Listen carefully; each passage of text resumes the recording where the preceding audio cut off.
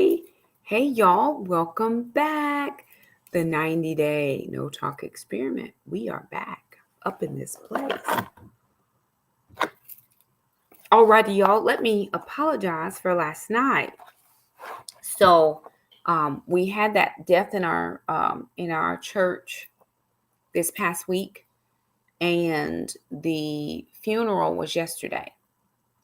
So I knew for sure that I was going to be out yesterday for a good part of the day, good part of the morning, all of that, and into the afternoon. Well, traditionally, we have not done the repast. Hey, everybody. Well, we ended up doing a repast. So we had one of the wife, her coworkers, they did the repast meal. But I did not take into account that we needed somebody to stay over to help clean after the family left. So myself and another lady and then one of my good friends actually stayed over to help clean up after the repast. But by the time we got done with all that, my friend who had came like 2+ hours to come as well to the services was there, and she's our best friend. My sister and I, we're all really good friends.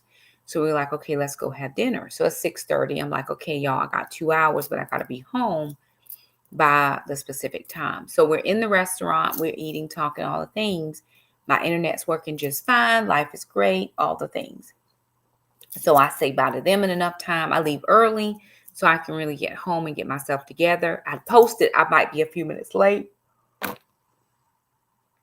just to let people know, if you don't see me at 9, I'm on my way. Well, by the time I got on the highway, I was only 5 minutes from home.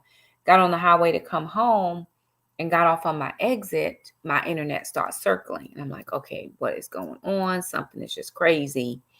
And I got off the exit, was driving down the road, internet still circling. I get in my driveway, internet still circling. I'm like, what is going on? Well, we've had some pretty bad windstorms here over the last 3-4 days. And I mean, the wind's just whipping out there. And threw the internet off. So we are trying to turn it back on, get the modem started. I'm trying my hotspot on my phone. I can't get the data to work. Just so I can post, sorry, y'all, won't be live tonight, internet issues. Yolanda messaged me, hey, are we live tonight? I'm like, I couldn't even respond to email. So it was pretty bad yesterday. So I was like, well, it's nothing I can do. And then I tried to update it this morning because I was up again checking to make sure that it was working or not. But it was fine.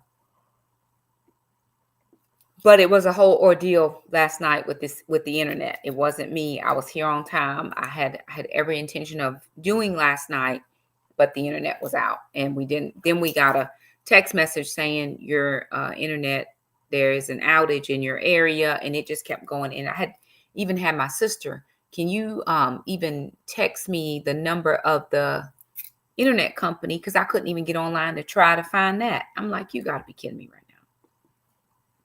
And then finally, in one of the groups we're in the area where we live in, it just said, anybody internet go out? Anybody internet out? And she sent that to me. She's like, yeah, girl, everybody out. I'm like, well, Lord, okay. So anyway, we're back tonight, day 50. So 40 days in. We're actually 43 days in, but I've missed 3 nights, and I hate that. But hey, we're going to take the pressure off and move along.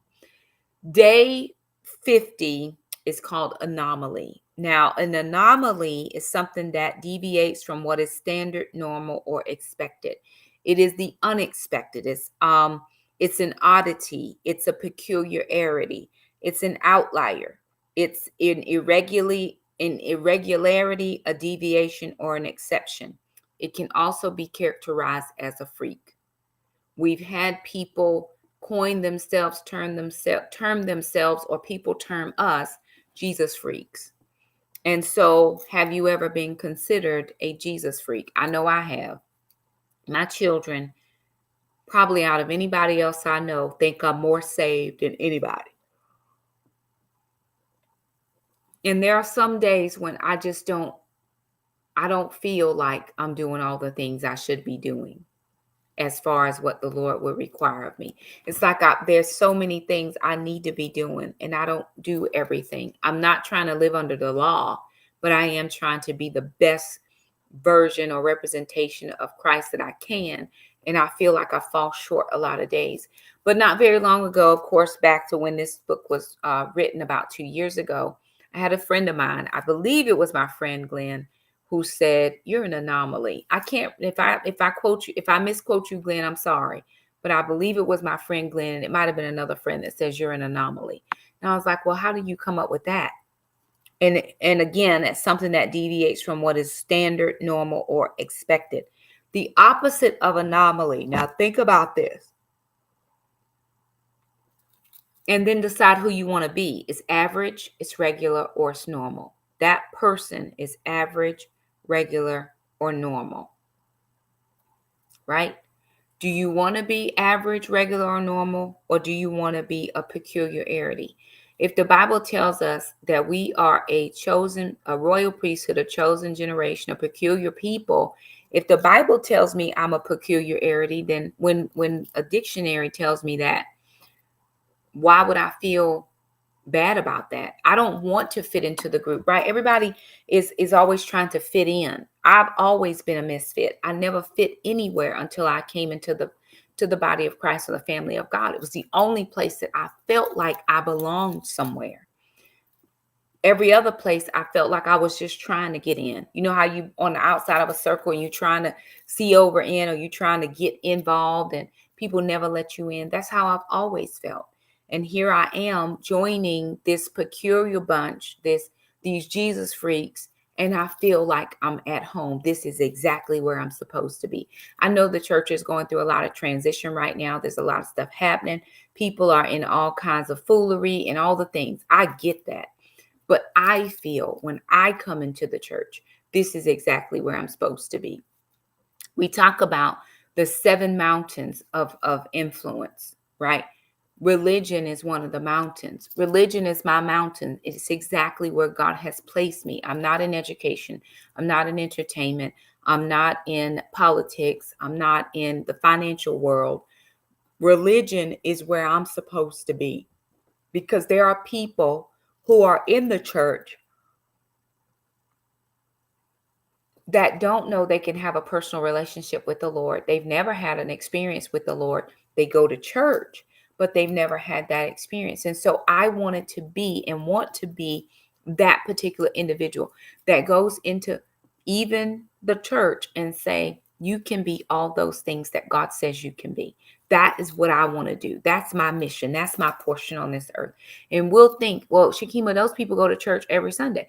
Yeah, but the devil goes too. So don't feel like everybody sitting up in church is saved. They really not. You don't know who is who or what unless you have a personal relationship with people.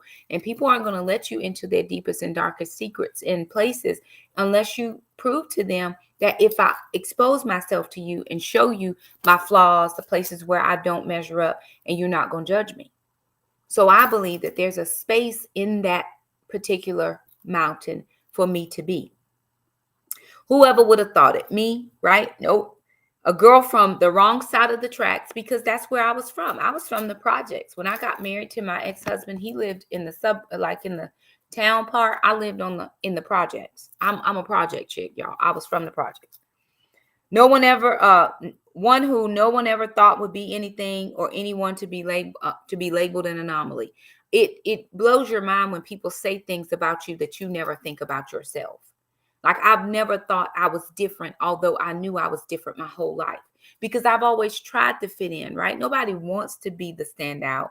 Nobody wants to be the one that never fits in, but I was always that one in my peer group, or in my family peer group. I had the long, beautiful hair. Everybody else had what was called pickaninny hair. My dad was part Puerto Rican, my mom was Black, so my skin tone was different. I was very smart. I was very thin.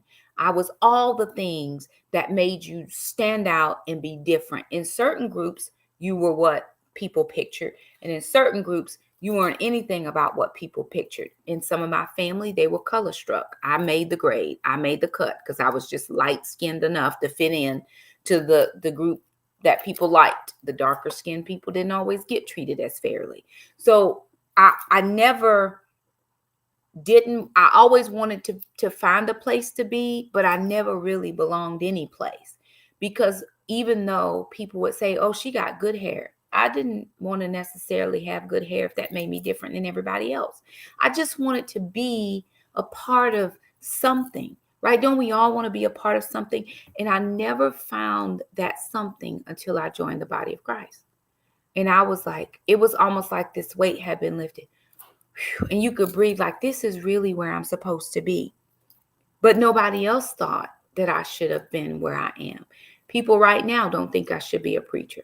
People don't think I should be a pastor. Even my mom, when she was sick, she was like, I thought you're supposed to be a Christian. I am. But being a Christian doesn't mean I have to respond the way you think I should, because I never did what she thought I should do. And I don't know exactly what that was, but whatever it was, I didn't live up to those standards.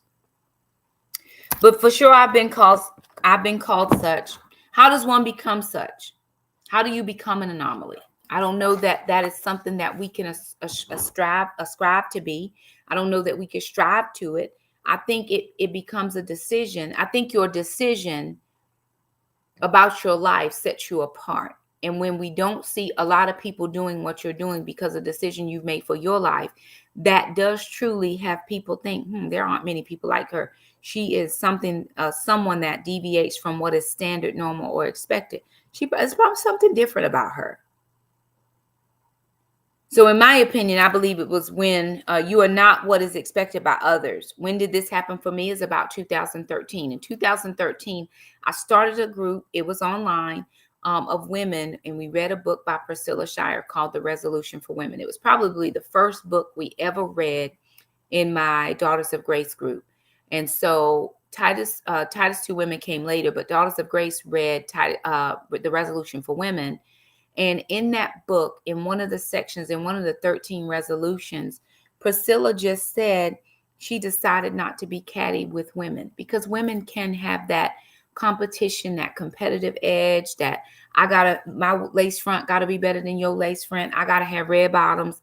I got to have this brand and that brand. And I got to try to get this man, and he got to be high value and six figure and all these things. And then you have every other woman trying to do the same thing. And I just said to myself, I'm not going to compete with other women. I'm not going to, there's nobody watching on either platform, wherever you are.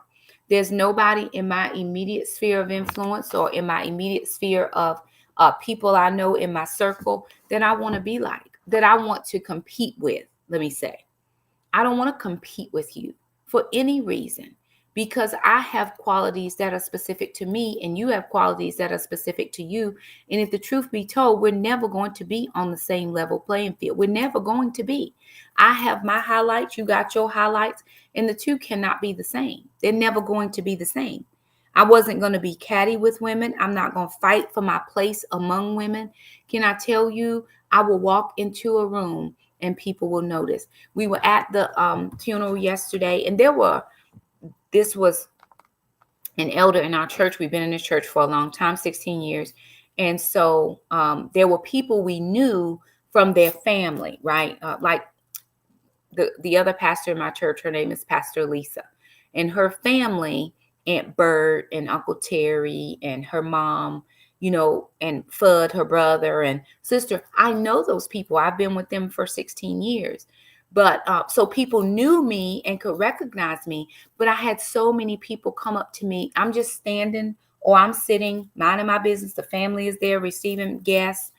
And they're like, you're so beautiful. Oh my God, you look so great. You look amazing. I mean, I just had people person after person after person just come and tell me how amazing I look. So why would I have to compete with somebody else to get compliments? They come whether I want them to or not. It wasn't like I was sitting over there going, hey, somebody compliment me today. Let me wear I've got my hair all did. I was just at a place, paying my respects, minding my business, working in the kitchen. I was back and forth between the sanctuary and the kitchen, make sure everything was straight. Why would I even find it necessary to compete with you. For what? There's specific men out here in the single world that don't desire women with short hair. You got long hair, boo, you got them. It's no competition. There are single men out here who don't desire women with kids. I got 4 of them. Boo, you got them. There are men out here who don't desire strong women. I'm a strong woman. Boo, you got them. So there's somebody for everybody. What is the competition? I'm not going to be like other women. I'm not going to demand my rights from anyone. Well, I am this person. You better treat me like you. If you don't respect me, fine. Don't disrespect me because that's not allowed.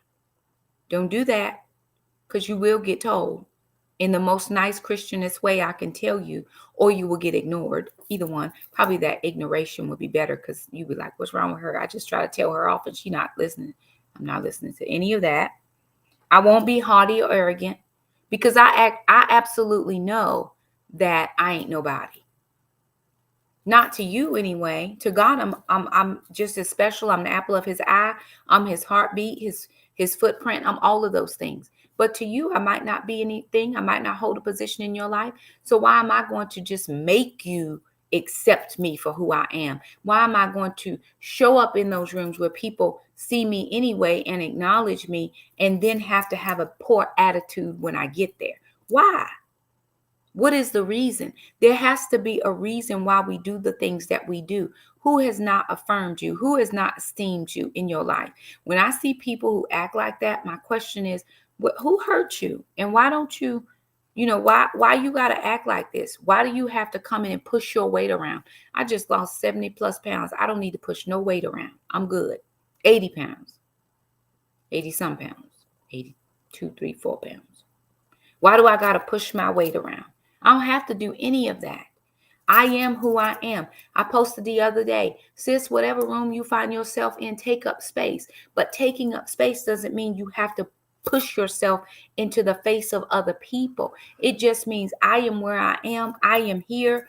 Hey, I'm available, whatever you need, but I'm really okay without you. I'm not to miss an opportunity to help somebody when I'm able to do it without anything in return. I can forsake myself for other people.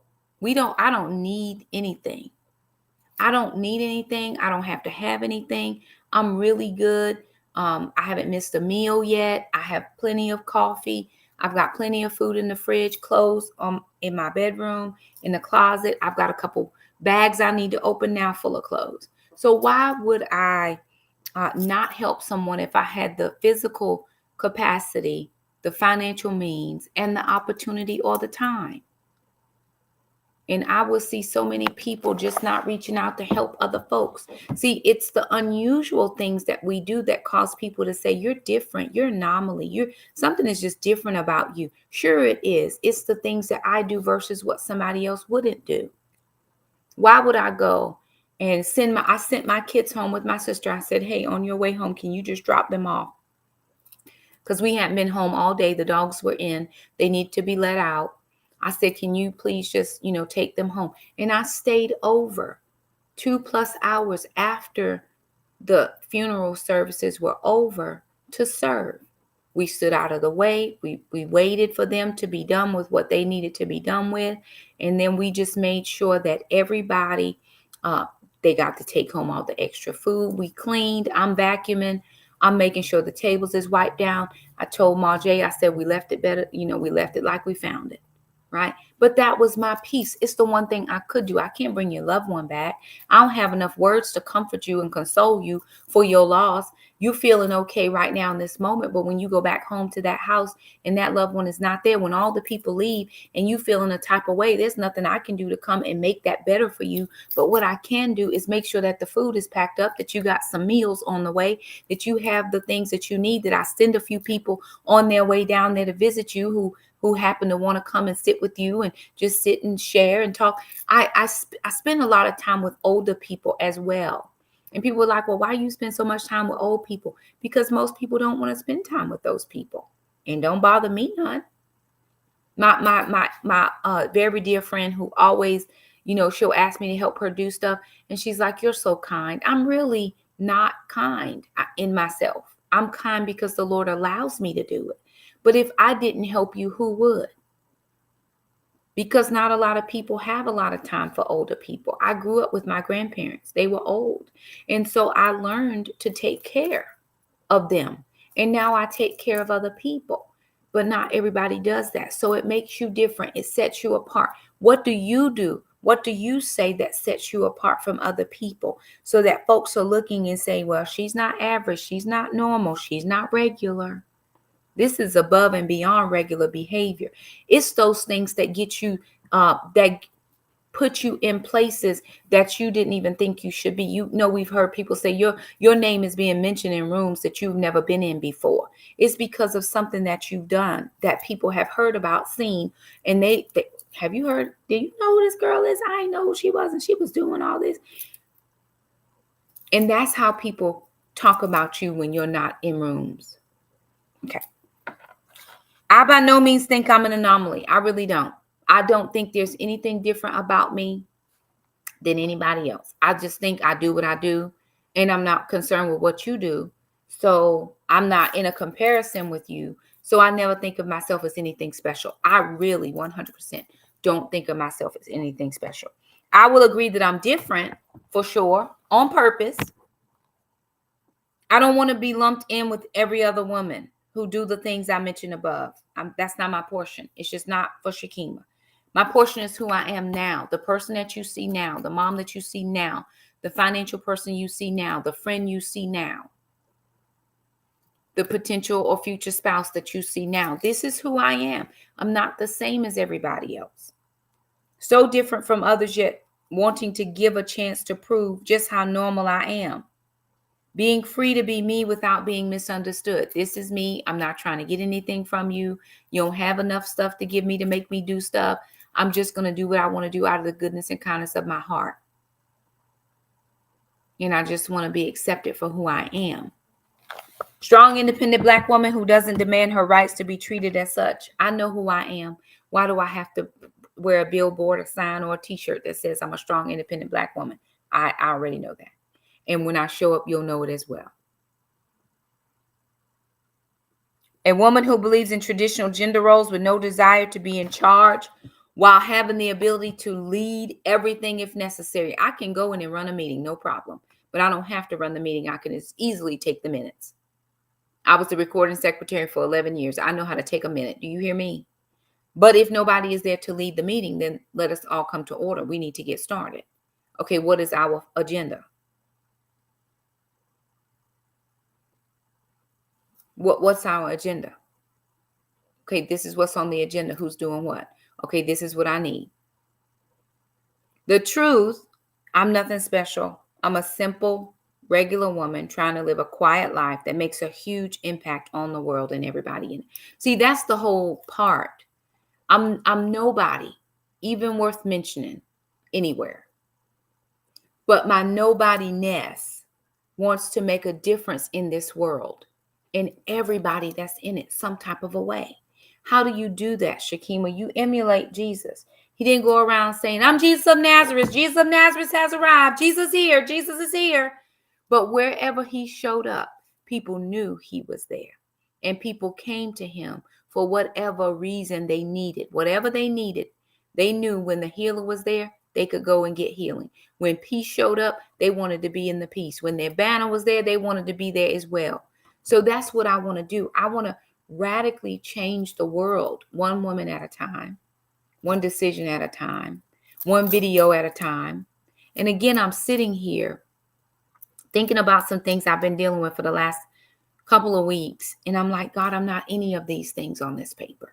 I might have been that person 2 years ago, but I sure don't see her in the last 2 weeks. I just don't see her. But it's really not about what I see. It's about what other people see. Because I didn't say this about me. Somebody else did. And I'm still doing the same things that I normally would have done. Because what I do is making an impact somewhere.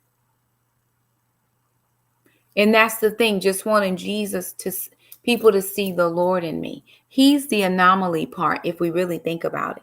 What people see, the difference, the change, the irregularity, the weirdness, the freakishness, whatever they say or see is not you. It's him working through you. For we are the hands and the feet of Jesus.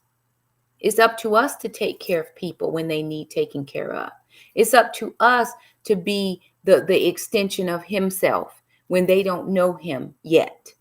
Right? How is he going to even do all the things for them if they're not even in covenant relationship with him? So because they're not in relationship with him, he's a little bit afar off from them, but we're in their immediate sphere of influence. So we can be his extension. And that's so different because people will say, oh, you know so-and-so. Oh, yeah, girl, ain't don't nobody talk to her. She don't have no friends. You be the friend. You be the friend. You be different. You go sit with her at lunch. I tell my students all the time, who's the new kid? Somebody sit with the new kid at lunch. I'm challenging you to be the difference today. Some people take me up on it, some don't, and it's all well. It's all good. But we can't always be the same as everybody else. Sometimes you do have to step outside of your boat. Peter said, bid me, Lord, is that you? When they were in the boat, Jesus out on the water, he said, Lord, is that you? He said, bid me to come. Everybody else in the boat just chilling. They're like, I don't know if it's him or not. It looked like him. Could be him. Peter said, if it's you, Lord, bid me to come. He said, come. Peter got out of the boat and walked on the water. Do y'all not think that they were talking some type of way about him? And then right at the end, he started to doubt a little bit and sink, and Jesus pulled him up. Come on now. You got to be strange enough, weird enough, freaky enough to jump out the boat and do the things that nobody else wants to do. Go to the people that nobody else wants to go to. Help those who have never received help before. Help those who get help and take the help for granted sometimes. But they always come back needing help because it might be what you do that helps them change their ways in their life. Who's to say? But it's up to you. You get a choice and a decision. I decided in 2013, I'm just not doing all this stuff that everybody else is doing. There's one man and 4 women in the room. Listen to me.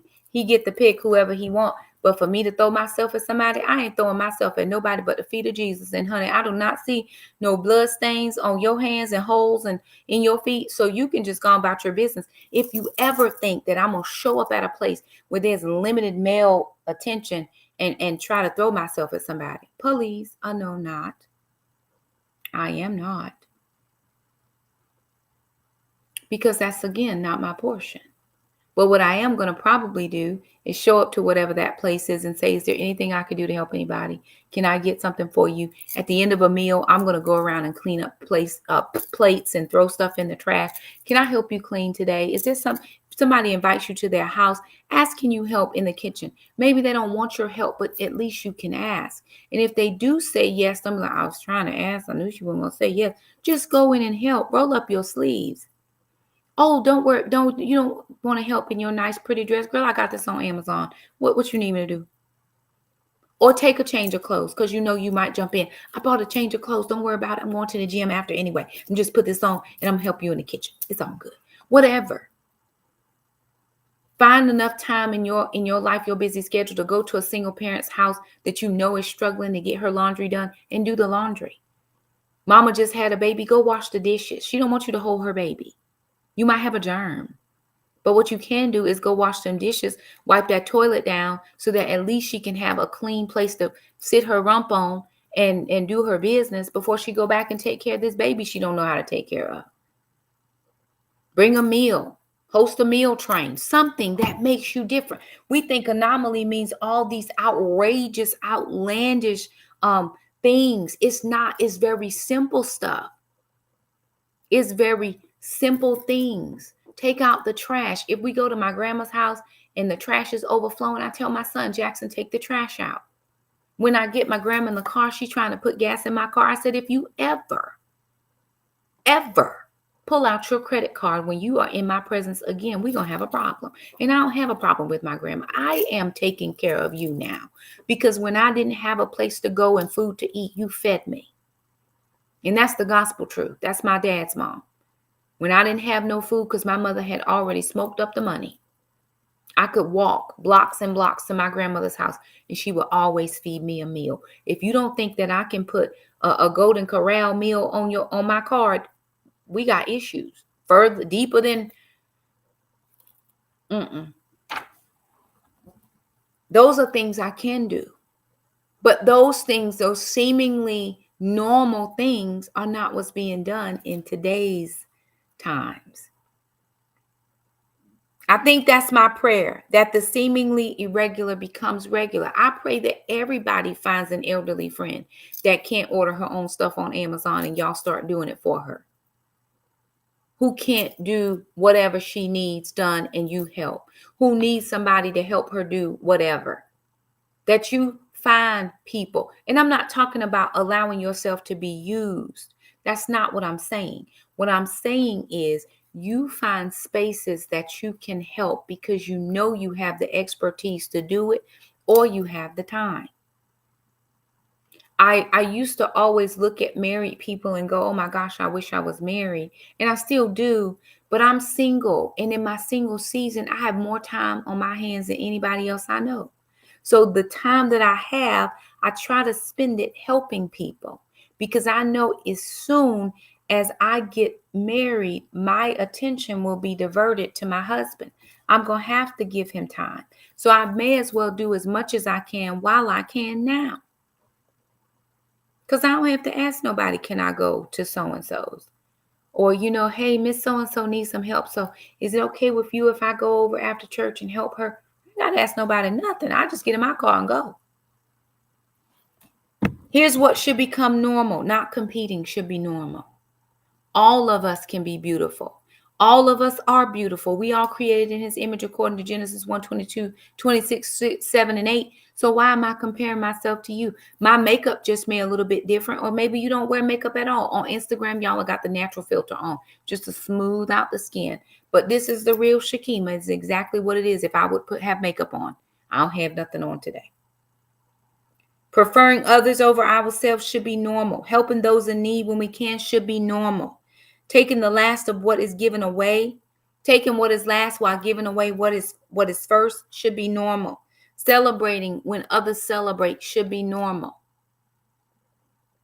Taking on the burdens of others when you have the capacity to do it should be normal. As I view things, it crossed my mind that Jesus was, to most people, an anomaly. He didn't make sense. Why is he doing this? What does he want in return? That's what most people think when you do stuff. Why is she doing this? What she want? People always think we're self-serving when all we're trying to do is serve others. I'm not serving me here. I'm 2 hours over my time frame. I was supposed to be somewhere else doing something else. But because I did not remember to plan ahead, then I had to take that on myself. And so it was perfectly fine. I found a ride for my children to go home, and I stayed and did what I needed to do. And that was just how life was. It was no problem. He did things people didn't think were normal, helped people no one else would help, and went to places others wouldn't go. To a lot of people who have that missionary gift, they go to the highways and the byways, to the uttermost from the guttermost. Probably my most favorite person ever outside of Jesus is Mother Teresa of Calcutta. Mother Teresa was saint. She's Saint Teresa now. She has been sainted by the Catholic Church. I know her as Mother Teresa, but Saint Teresa, she was in a cloistered situation, which meant she lived in the convent, was never to go outside of the convent walls. And she saw the people in the streets of Calcutta starving, dying, just all the things. And she went to the Lord and she said, I know there's more that I'm supposed to be doing instead of staying in my comfort zone inside of these walls. So she petitioned to be let out. Because she was a cloistered nun, she could not leave the order. She petitioned to the Vatican that she be let out. And they only agreed to let her out for a certain amount of time. If you've never watched a movie called The Letters, it is her life story. I would actually go and when I saw it, it does to my heart what people should be doing. Now, that may look different in 2024. It may not look the same. She took 2 saris, that was it, and 2 rupees or a few rupees. And she went to live. She said, I'm going to live with the poorest of the poor, Now, what is it like to be poor? But there are poorer people than the poor folk. She went to live with them. And the truth is, they didn't want her because they said, why are you here? You don't belong here. You're not like us. You're not the same as us. Why would you want to help us? What they were really saying is, what is your ulterior motive for being here? What kind of clout or accolades are you trying to get by being here? And what she said was, you may not want me here, but you need me here. And we know her story. She would take in the lepers, the people who were sick, the people that were left to die on the street. She said, nobody should be left to die alone. And people should die with dignity. If you got to go, why are we going to open up just throw you out on the street? We're not going to do that. We're going to provide a place. I don't have much, but this is what I have. And what I have, I'll share with you because I find enough value in you to share it with you. And that's what I want to be. That's what Jesus did. He went around and found people who needed good things done, and he did good things. The man with the withered hand, he couldn't even use his hand. Jesus said, stretch forth your hand. That man immediately was able to use his hand. The person who got lowered down on the mat and his friends put him in there, he said, your sins have been forgiven. And who are you to forgive sins? He said, okay, if that ain't what you want, pick up your mat and walk. And the man just got up and go. Jesus went around finding things that he could do for people. And we sit in our happy homes or in our four walls on a Sunday thinking we're doing something for the Lord. I agree that we should not forsake the gathering together of ourselves among like believers, but there's a time and a place and moments and spaces when you need to get outside of the four walls. You need to uncloister yourself and go out into the highways and byways and find the people who need you, because they need you. And if they need you, why won't you help? Some people don't feel needed. It's because you're not needed by the people you want to be needed by, but you are needed by those who need you. And they're not the people we want. I remember, and I'm done, I remember starting a book club way many years ago, over 20 plus years now. And the Lord, I wanted these specific women in the church to be a part of it. And I sent out, I did invitations, invited everybody, made the meal, spread out everything. And do you know, on the night of the first book club meeting, not one person showed up that I invited, not one. And my feelings were so hurt. I was so crushed. And the Lord said to me, just like I'm talking to you, listen to me. People don't think God talks to you. That's a lie. He talked to me. I don't know what he's doing for everybody else, but I'll tell you what he do over here. He said, now the women that you wanted to come didn't come. Now you can invite the women I want to come. And he gave me the name of 5 women, and they came the next time. And they were called the Daughters of Grace. They were my very first group of Daughters of Grace. And we had that book club for several years before I moved from the Charlotte area to where I live now. Because I wanted a specific individual. I wanted this lady and that lady, and she was somebody, and she was somebody. And hey, girl, how you doing, deacon wife? You know, you wanted all those people. And God said, nope, I want her, and her. And they were people nobody knew in the church. We don't even know if half the people knew they went to the church. But those were the ones that God wanted reached out to. And so some of us who are sitting around feeling so unnecessary is because we want the people who we want. And God's like, no, if you would just let me tell you who to go and help, it's going to make such a difference in your life and their life. If you would just allow me to tell you who, what, when, where, and why. And you just say, okay, God, send me wherever you want me to go. I had to settle that in my heart. God, wherever you want me to go, to whomever you want me to minister to, it is what it is, and I'm just going to do it. And on a regular day, it's not anybody that you would think. It's just not. But it's my people. It's the ones that God said, this one. Go get this one. The woman caught in the act of adultery, she probably had no friends. They was about to kill her. We don't know what they was finna do to the man, but she was about to get it. And Jesus walked over to her and he knelt down with her in the dirt. And he knelt down and wrote something in the dirt. When he got back up, he looked around. He said, "Woman, where are your accusers?" Everybody was gone by then. Those are the people that God is calling us to. It's the ones that nobody else would help. It used to be on Netflix. It's called The Letters, but I think they took it off. You may want to try Amazon Prime or just Google The Letters, Mother Teresa of Calcutta, and see where it used to be on Netflix. Now watch it over and over and over and over and over. And when you watch it, you're going to see her life and what she went through. And I identify so closely with what she went through. The Letters. Thank you, ma'am.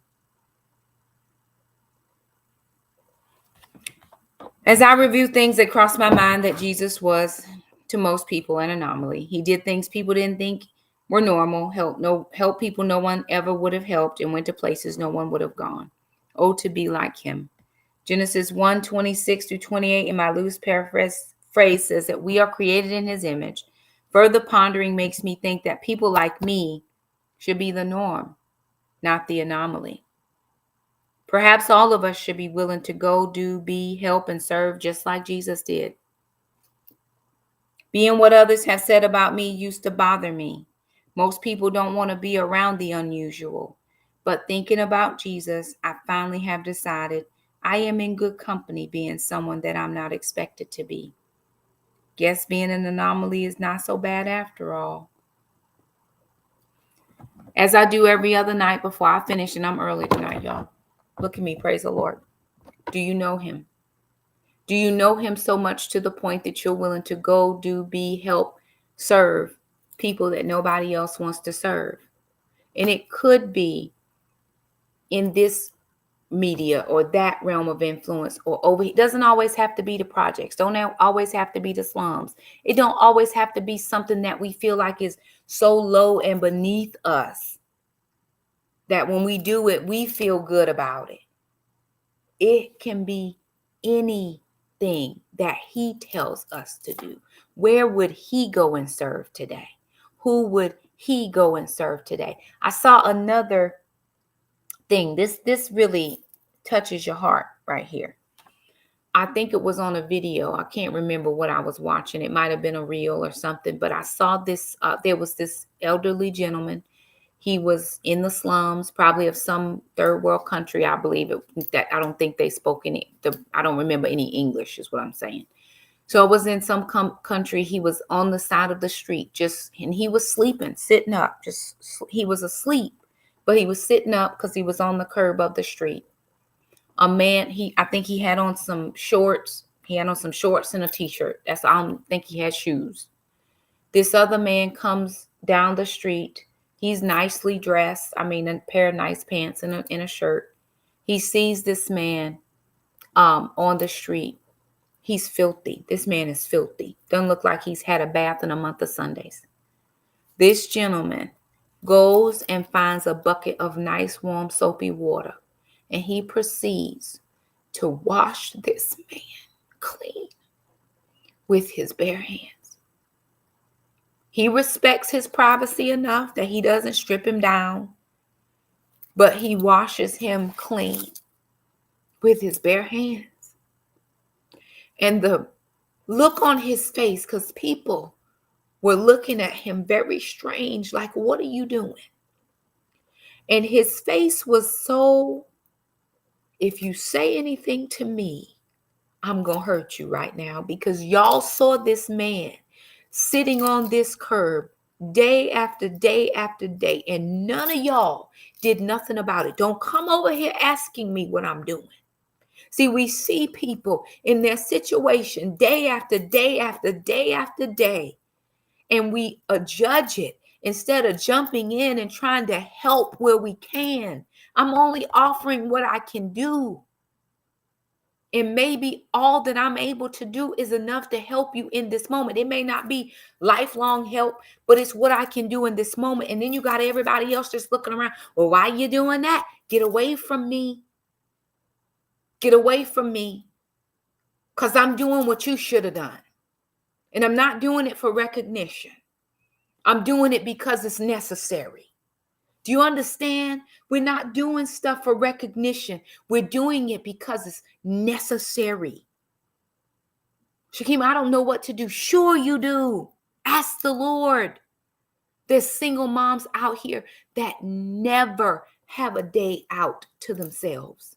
If you're trustworthy and you've been in a relationship with that person and they know they can leave their baby with you for a few hours so she can go get her hair done, maybe she has spent her last on groceries and she can't even afford to get her hair done. Hey, babe, here's a few little bucks. I just put this in the little envelope. I want to bless you to get your hair done. Can you imagine what that does to somebody? She want to be her best. She want to do the best she can, but she spent her last trying to make sure them kids got everything they need. Ain't got another extra dime, nickel, quarter, penny to rub together and nothing else. And we're walking around with our red bottoms on. How much do red bottoms cost? Because for the price of red bottoms, you can go to the grocery store and you can buy groceries for a week for a family that can't afford the groceries. It's either the rent or eat. You got your Dolce and Gabbana. You got your Dooney and Burke's bag for the price of a Coach bag, the small one at $650. You could have paid rent, or you could at least pay the utilities, the water bill, and get some groceries for somebody who don't know how it's going to get done no other type of way. But that's what we do. Gotta have my red bottoms. Right. Yeah. So you wear your red bottoms. And I'm going to take my red bottom money and just do whatever God tells me to do. And I'll just wear them black bottoms in there I got.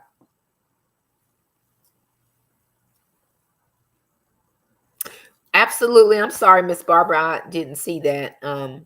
Please keep her friend Trisha in your prayers, just diagnosed with terminal cancer. Father, we come against sickness, illness, disease, everybody that is facing something right now in their body, the sickness. You are Jehovah Rapha, the God that heals, and we believe that we are healed. Your word says by your stripes we are healed, and we thank you, Lord, for that healing. We thank you, Lord, that it comes now unto us and into the bodies. In Jesus' name, we come into agreement with healing in Jesus' name. So there it is. Are you an anomaly? You can be, and making a decision for Christ makes people think you are. But who cares what other people think when what Jesus thinks is what's important and what matters.